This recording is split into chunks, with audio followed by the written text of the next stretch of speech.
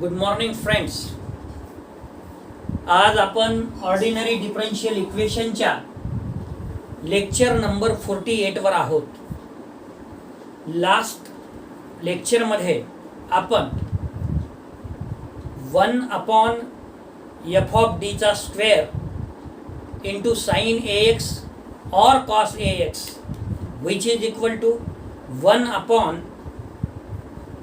(-a² into sine ax or cos ax या टाईपच्या थेअरीवर 2 example घेतलेले आहेत. आता आपण एक्झाम्पल नंबर 3 वर आहोत. काय आहे example? Solve d2y divided by dx² minus 4y which is equal to 2 times sine 1/2x. Solution: the given equation is d2y divided by dx² minus 4y which is equal to 2 sin 1/2x. This equation written in symbolic form is d square minus 4 in bracket outside the bracket y which is equal to 2 sin 1/2x where d is equal to d by dx. d square minus 2 square a square minus b स्क्वेअरचा जर आपण formula use केला तर a मायनस b a plus b असे 2 factor आपल्याला पडतील. त्याप्रमाणे hence d minus 2 into d plus 2 outside the bracket y which is equal to 2 times sine 1/2x. याचाच अर्थ असा झाला d is equal to m1 is equal to 2 हे एक रूट मिळालं आणि d is equal to m2 is equal to -2 हे दुसरा रूट मिळाला. त्यामुळे आपल्याला असं सहज सांगता येईल की डिफरंट रूट्स मिळाले आणि डिफरंट रूट्सचा formula for complementary function is c1 e to the power m1x plus c2 e to the power m2x आणि hence the complementary function is c1 e to the power 2x plus c2 e to the power -2x. अशा तऱ्हेनं आपण complementary function या दिलेल्या एक्झाम्पलचं calculate केलं. आता आपण particular integral बघू. Now the particular integral is particular integral काढत असताना 1/f(d) जे की d² मायनस 4 आहे into 2 times sine 1/2x which is equal to 1/, आता a ची किंमत आहे इथं 1/2 आणि आपल्याला a च्या म्हणजे d स्क्वेअरच्या जागी -a² ठेवायचा आहे. म्हणजे -1/2 चा वर्ग. मायनस हे ब्रॅकेटच्या बाहेर असेल आणि 1/2 इन ब्रॅकेट त्याचा वर्ग म्हणजे येईल -1/4 -4. म्हणजे लिहिण्याची पद्धत कशी असेल तर ती अशी असेल. d चा वर्ग बरोबर -a चा वर्ग आपल्याला घ्यायचा आहे आणि a ची किंमत आहे इथे -1/2 त्याचा वर्ग म्हणजे हे येईल 1/4. जनरली विद्यार्थी काय करतात, हा जो मायनस साइन आहे तो असं लिहिण्यात येते आणि याचा वर्ग करतात आणि त्याच्यामुळे हे कॅल्क्युलेशन 1/4 येते आणि हे चुकीचं आहे. आपल्याला असं करावं लागेल. आलं का लक्षात? d² is equal to -a चा वर्ग.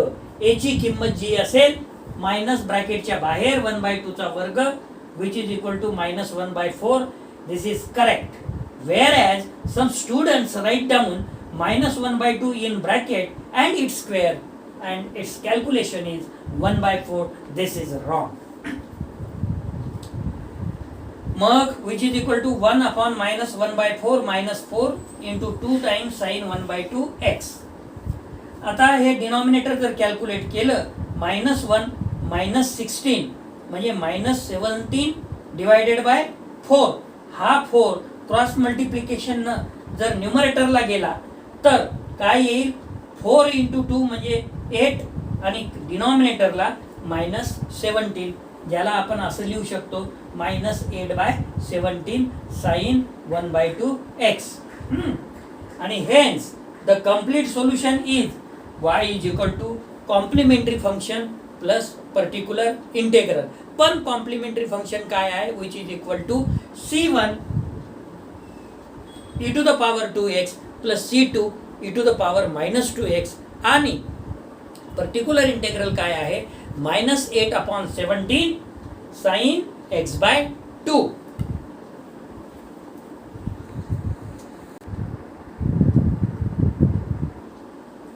Next example 4 on page number 78. Solve d cube y divided by dx cube plus y which is equal to sin 3x minus cos square x/2. Solution. The given equation is d3y divided by dx cube plus y which is equal to sin 3x minus cos square x/2. This equation written in symbolic form is d cube plus 1 in bracket outside the bracket y which is equal to sin 3x minus cos square x/2, where capital D is equal to small d by dx. आता हे a cube plus b चा cube च्या form मध्ये आहे आणि formula आहे a cube plus b cube which is equal to a plus b दुसऱ्या bracket मध्ये a चा वर्ग मायनस ab प्लस b चा वर्ग. इथे d बरोबर a आहे आणि b बरोबर 1 आहे, त्यामुळे फॅक्टर पाडत असताना काय पडेल हो आता, हेन्स d प्लस 1 जे की a प्लस b आहे, ब्रॅकेट दुसऱ्यामध्ये d चा वर्ग मायनस d इंटू 1 म्हणजे d आणि प्लस 1 चा वर्ग 1 म्हणजे फॅक्टर पडतील d plus 1 into next bracket मध्ये d चा वर्ग मायनस d प्लस 1 ब्रॅकेटच्या बाहेर y which is equal to sin 3x minus cos square x/2. Hence the roots of f of d is equal to 0 are. याच्यावरून तर आपल्याला सहज सांगता येईल d is equal to m1 is equal to -1 म्हणजे एक रूट तर आपल्याला मिळाला, परंतु हा जो दुसरा फॅक्टर आहे d चा वर्ग मायनस d प्लस 1 याचे काही फॅक्टर पडू शकत नाही. हे क्वाड्रॅटिक इक्वेशनच्या फॉर्म मध्ये आहे. क्वाड्रॅटिक इक्वेशन काय आहे, ax चा वर्ग plus bx plus c which is equal to 0 where a b c are not equal to 0 आणि इथे मात्र आपल्याला फॉर्म्युला यूज करावा लागेल x is equal to minus b plus minus under root मध्ये b चा वर्ग मायनस 4ac अपॉन 2a. परंतु आपली जी पॉलिनॉमियल आहे ती d मध्ये आहे म्हणून आपल्याला d इज इक्वल टू घ्यावं लागेल. आता आपल्या इथे a ची किंमत 1 आहे, b ची किंमत -1 आहे आणि c ची किंमत 1 आहे. त्याप्रमाणे d is equal to minus of -1 म्हणजे +1 येईल, minus b plus minus under root मध्ये b चा वर्ग म्हणजे -1 चा वर्ग 1 मायनस 4a म्हणजे 1 आणि c म्हणजे 1 डिवायडेड बाय 2a म्हणजे 2 into 1. d is equal to -1 comma d is equal to 1 plus minus under root 1 minus 4 divided by 2. d is equal to -1 comma d is equal to 1 plus minus under root -3 divided by 2. d is equal to -1 comma d is equal to 1 plus minus under root 3 आणि हा जो minus आहे त्याला आपण -1 लिहू शकतो. -1 म्हणजे I चा वर्ग लिहू शकतो अंडर रूट मध्ये आणि अंडर रूटच्या बाहेर काढायचा असेल तर आय आपल्याला घेता येईल. फार तर your understanding for your understanding I square is equal to -1. Hence the roots of f of d is equal to 0 are -1 एक पडला रूट आणि दुसरं इमॅजिनरी रूट्स पडले 1 plus minus under root 3i divided by 2 आणि imaginary रूटचा formula आपल्याला already माहित आहे. Hence the complementary function is different root साठी c e to the power m1x म्हणजे -x, just a minute, here minus plus imaginary root साठी काय formula आहे, e to the power alpha x. अल्फाची किंमत किती आहे 1/2 म्हणजे e to the power 1/2 x in bracket c1 cos beta x. बीटाची किंमत किती आहे √3/2 म्हणून c1 cos √3/2 x plus c2 sin √3/2 x. Now the particular integral is 1 upon d cube plus 1 in bracket sin 3x minus cos square 1/2 x, which is equal to, this d cube can be written as d into d square plus 1 into sin 3x minus 1 upon d cube plus 1 in bracket 1 plus cos x divided by 2, because you know that cos square x is equal to 1 plus cos 2x divided by 2, but we want cos square x by 2, which is equal to 1 plus cos 2x by 2. 2 cancel, so remaining is 1 plus cos x divided by 2, that is this.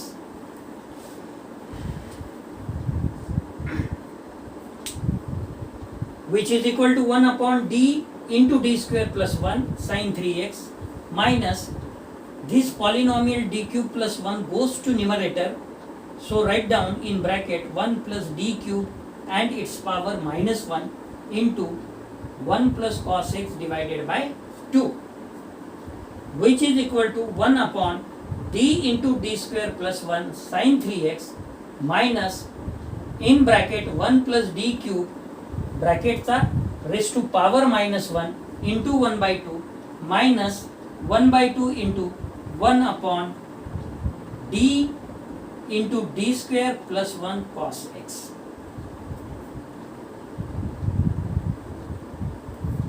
Which is equal to 1 upon D into -3 चा वर्ग. 3 square is 9 minus sign right down before this. So the way of writing is like this, -3 square, not -3 square. So write down like this. So it is a 1 upon d into -9 plus 1 sin 3x minus, expand with the help of binomial theorem, 1 minus d cube plus dot dot dot, because here constant, when we multiply with 1/2, when operate d cube on constant it should be 0, so that's why not necessary to extend the terms with the help of binomial theorem. So minus 1/2, 1 upon a means here 1, so minus 1 square, again write down like this, so minus 1 plus 1 cos x. Now this is minus 9d plus 1, so rationalize it, which is equal to 9d plus 1, 9d plus 1. Multiplying 9d plus 1, divide 9d plus 1 into minus 9d plus 1 into sin 3x minus 1/2 minus 1/2 into d plus 1 upon d plus 1 into minus d plus 1 cos x. So here also rationalized with d plus 1. So that's why multiplying d plus 1, dividing d plus 1. So which is equal to 9d plus 1 and denominator a plus b, a minus b. So it is minus 81d square plus 1 sin 3x minus 1/2 minus 1/2 d plus 1. So denominator is minus d square plus 1 cos x. Again use here, which is equal to 9d plus 1 upon minus 81 in bracket minus 9 means minus 3 square is 9 plus 1 sin 3x minus 1/2 minus 1/2 into d plus 1 divided by minus this minus, and write down instead of d square, which is equal to minus 1 square. Minus is write down before 1. So 1 square is 1, so minus 1 plus 1 cos x. Now, when we operate sin 3x on 9d as well as plus 1, so 9 derivative of sin 3x is cos 3x and derivative of 3x is 3 plus sin 3x divided by 9 multiply 81 is 7 to 9 minus plus 1 minus 1 by 2 minus 1 by 2 and this 1 plus 1 again 1 by 2 in bracket. Now cos x operate on d, so it is derivative of cos x is minus sin x, cos x multiply 1 is plus cos x. So which is equal to addition of this 1 upon 730 in bracket this sin 3x plus 27 cos 3x minus 1 by 2 plus this minus sign taken out common, this minus and this minus is plus 1 by 4 in bracket sin x minus cos x. So this is our particular integral, and hence the complete solution is y is equal to complementary function plus particular integral. So y is equal to complementary function is c e to the power minus x plus e to the power x by 2 in bracket c1 cos under root 3 by 2x plus c2 sin under root 3 by 2x plus particular integral is 1 upon 730 in bracket sin 3x plus 27 cos 3x minus 1 by 2 plus sin x minus cos x whole divided by 4. Thank you.